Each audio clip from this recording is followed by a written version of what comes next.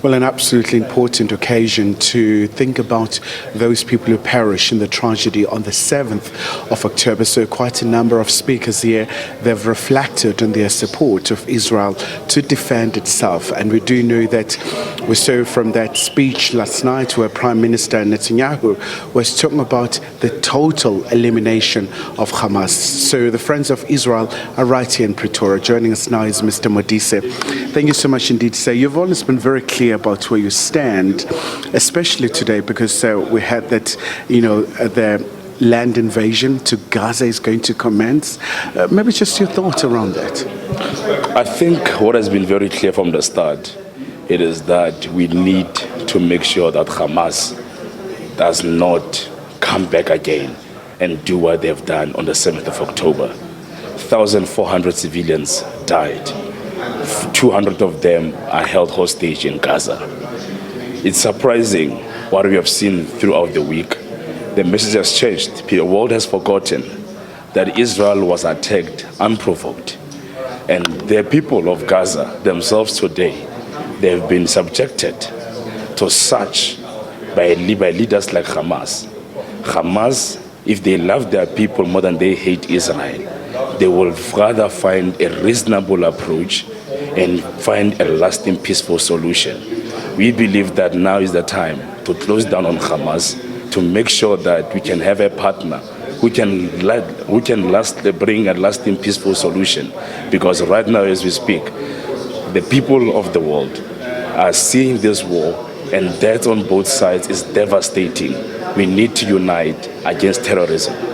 Especially with the humanitarian situation in Gaza, a very dire situation there.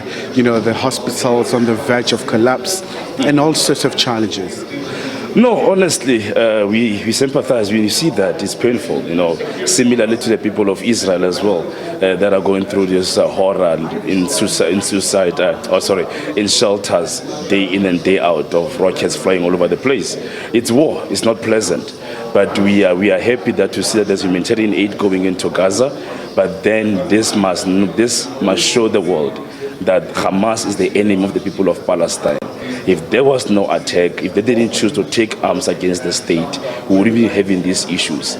The people of Palestine must unite against Hamas. The world must unite against Hamas to ensure that at last we can have a lasting, peaceful solution.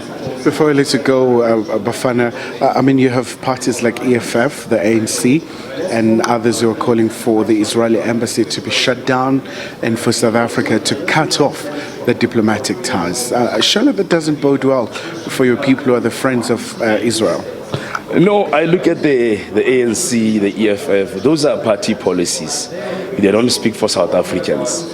If that is the case, let's start with the Russian embassy for what they did in Ukraine.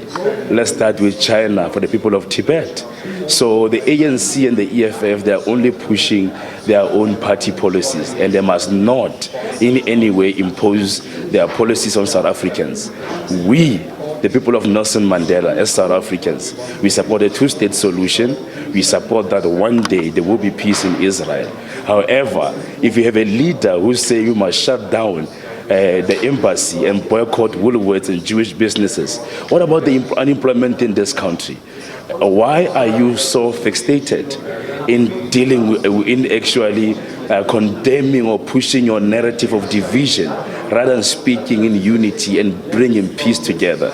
We need a Nelson Mandela right now. And right now we don't have a Nelson Mandela in this country. We have people who are choosing sides and playing politics with people's lives. We need someone who can say, how do I bring peace, unity, become a voice of sanity and unity between the Israelis and the Palestinians? Nelson Mandela would have done that.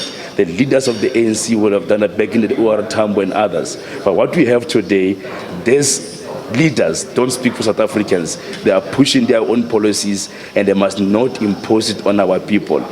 Most important thing is this: is that Israel is not an apartheid state. It's a fact, and if you don't believe it, you can go to Israel and see it for yourself.